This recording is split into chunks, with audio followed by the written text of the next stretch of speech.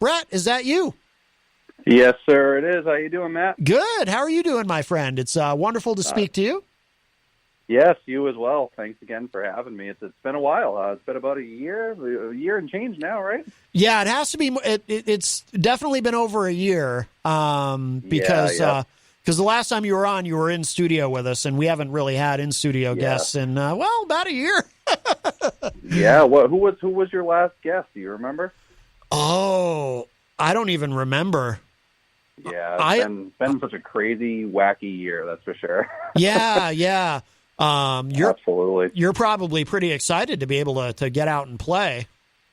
Oh man, very excited. We're fresh off our debut show, which is crazy to say because the last time we hung out at your studio, we were promoting what was supposed to be our debut show, and it was the day after COVID really showed up, and everybody was supposed to stay home and not do anything. So we ended up canceling it. So. Wait, so this is actually going to be your debut show with Married Iguana? So actually, we're fresh off of our debut. Oh, right. So Friday night we played Sweet Leaf Retreat in Northfield, Massachusetts. Oh, okay. Really early in the morning Saturday. Actually, technically was our very first show. Yeah, it was a blast, man. It was this awesome festival and. Bunch of other great bands. Whalen Park played. They ripped. The Humans Being, which is a band that seems like we're going to be partnering up with a lot in the future. Really, really great guys and an even better group. I mean, they were absolutely phenomenal. If you have a chance to check them out, if you haven't already, then definitely try spinning them on your show because they're fantastic. It was a great time. We you know what happens with some of these festivals is you get all these bands and sometimes things run a little late and your bands are excited you're playing a little longer, so we were originally supposed to play at 10, then it got bumped to 11:30, and then I don't think we even really got on the stage until about 1 a.m. Saturday morning. Oh wow. Yeah. Yeah, so we were wiped, and my son is in an AAU basketball team, and we ended up getting into our hotel room about 2:30, 3 a.m. and then had to go to the tournament in Hampton up here in New Hampshire. So we drove from Northfield to Hampton. My wife and I woke up at like 5:15 to make sure we were able to hit the tournament. So it was pretty unreal feeling, going from a stoner festival in Northfield, Mass, to a kids basketball tournament at 8 a.m. in the morning the next day. So it was a lot of fun. So. Where is I don't even have any concept of where Northfield is. Yeah, so it's closer to make it, put it in Granite State terms. It's close to Keene, so it's about a half hour south of Keene. Oh, okay. So that is a haul to go from there to Hampton. Wow. Yeah, and I'm in Hudson, so it took me about an hour and a half drive to get there, which wasn't, you can't complain, like you said. I mean, that was the first time I had personally, played in front of, people, besides my wife and, maybe a couple of our jam room buddies in 6 months. So it was really good to get out there. And then speaking of my wife, it's going to be her 30th birthday on Wednesday, and I know she's in my living room, two rooms away, watching it on the TV right now. So happy birthday, hon. Very good, very good. Happy birthday to her. Wonderful. Yeah. So hey, I want to say something too, Matt. Is yes. That Mr. I Buy and Sell Everything sign, has that been there for a while, or is that new? That is a very recent addition, and I didn't even know. Yeah. You sound like you know the story. I didn't even know the story until someone explained to me about how the gentleman was murdered and the murder had gone unsolved for a long time, and then Bill Berry and another gentleman solved it and everything. But I didn't know. I didn't know any. Of course, I didn't grow up in Manchester. I didn't know about any of that until someone explained it to me. When I first got here, the first day that was there, I was clueless. I texted Peter White and I asked if this was a new sponsor of the station because I had no idea, and he kind of let me in on what it was all about. It's funny. I did grow up in Manchester, and I just remember the sign, and I remember my dad, and my parents. Not my mom as much, but my dad going in there and just either pawning stuff off for some extra dough or just seeing what he had. He had a vast variety of items in that shop, and I just remember it being, when I was a kid, it was Sega Genesis and Super Nintendos and stuff. So I was sitting there going, "Oh man," they're trying to get my dad to buy me new video games and whatnot, and get it. See what else I could get myself into in the store. But yeah, I did know he was murdered, but I didn't know that it had gone unsolved or anything like that, and what had eventually ended up happening with the whole story. I just remember the story.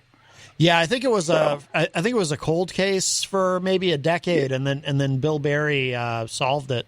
So yeah, gotcha. It's quite a wild story. But so this will only be your second show with Married Iguana on May 4th. That's amazing.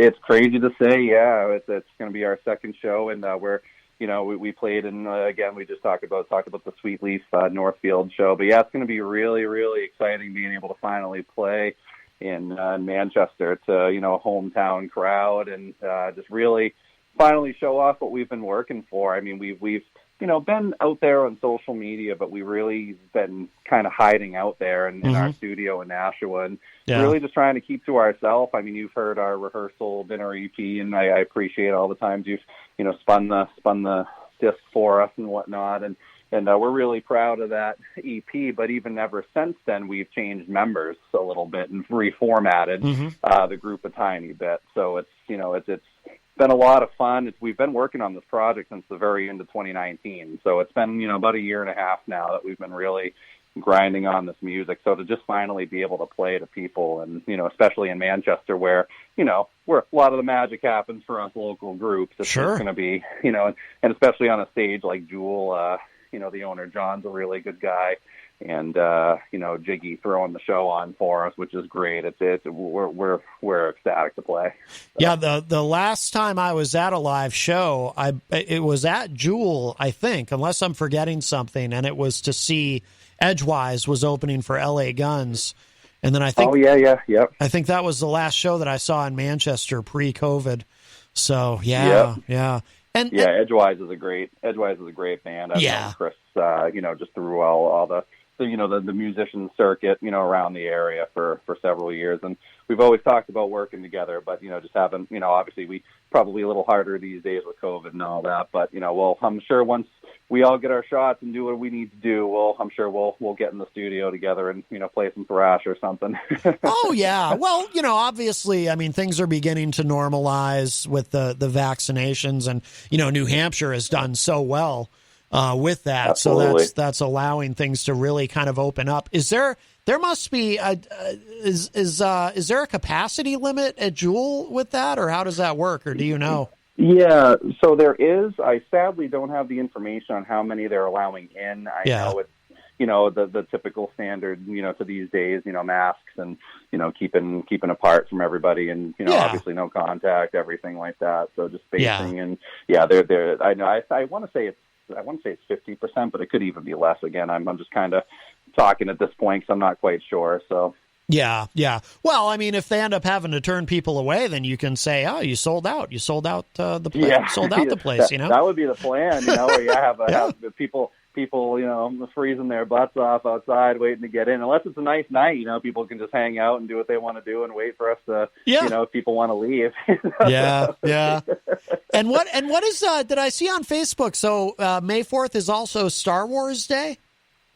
Yeah, may the 4th be with you, Matt. Oh, see, I'm more of a Trekkie, so I forgot about that. But then I happened to see it on Facebook. I was like, oh, Star Wars Day. I forgot about the May the 4th. I've always dug the Star Wars thing. I can't say I'm, head over heels in love with that whole, phenomenon or whatnot. But I know our bass player Ian's very into it, and I think that was him and Jiggy's thing of saying, hey, let's throw a show on this day to kind of be funny, and I'm sure we'll.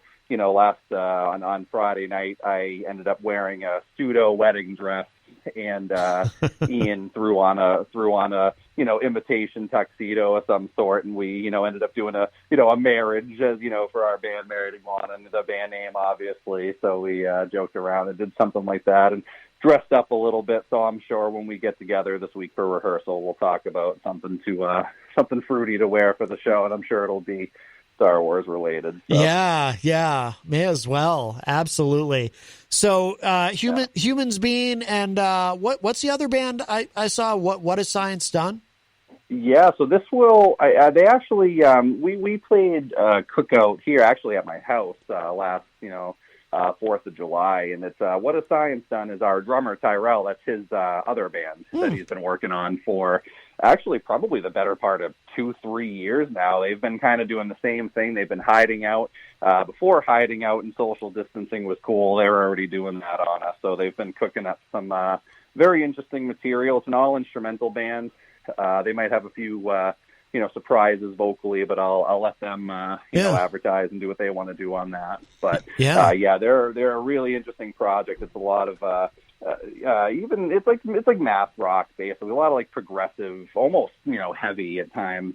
So it's a very interesting band, and we're looking forward to sharing the stage with those guys and letting them get their feet wet on stage as well. Cool. And what's kind of your long-term plan? Are you going to try to play a lot of shows this summer? Are you booking a lot of shows?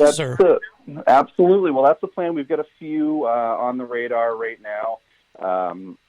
So we're just kind of taking it all as it comes in, basically. So once we hear about something, either, we'll inquire, or Ian, our bass player, has been kind of the, go-to guy for getting gigs.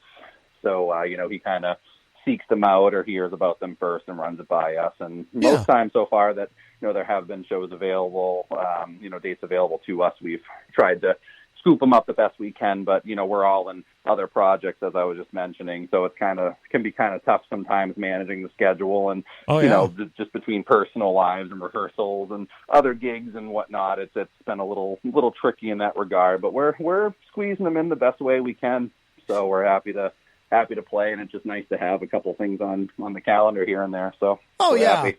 And I think this summer too, because there's obviously a lot of pent up desire for live music. So I think as things continue to normalize, I think there's going to be a lot of people that are going to want to see you play.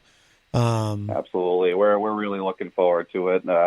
Just everything in general with our group, we're really happy with what we have going on right now. And then, just the live shows is just the cherry on top right now. Just to play Friday night, finally, after all this time, it was a really rewarding feeling to get off the stage and just to say we did it. No doubt. We were feeling very proud and then happy with how it all went. So we're excited going forward. Who was? Do you remember who was with you when you were here in studio with us? Was it Al? Yeah, it was our former drummer Axel was with me. Oh, it was Axel and I that came in, and Axel's in a couple of different projects himself. He, we had a bit of a falling out, honestly, afterwards. But I'm pretty sure he's still with Dead Harrison, and he had a brief stint with the Faith Ann band. He's kind of one of those guys, as it seems like we all are these days, who has a couple of different tricks up his sleeve, and has a couple of different bands he's with.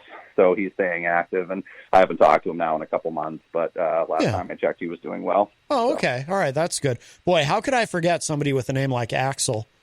Yeah, right. Yeah, at the time he had long dreads too, long black or dark brown, I guess you could say, but long dark brown dreads. So he's the type of guy you can't miss. So. Yeah, it's coming back to me now. It's coming back to me. Yeah, absolutely. Yeah, we just ended up reformatting once COVID hit. I ended up relocating. Actually, we moved out of Manchester. My wife and I took our kids to Hudson and tried to get out of the city a bit, and relocated jam rooms to Nashua, and the same drummer that's in my cover group actually joined us and married Iguana, and it just was a better fit musically for everybody, and it just has been we've just been nonstop ever since. It seems like we hit the ground running. You learn the tunes that we had with the other lineup of guys, and we're just keeping it alive, man. It's the best we can with what we've got, Yeah, absolutely.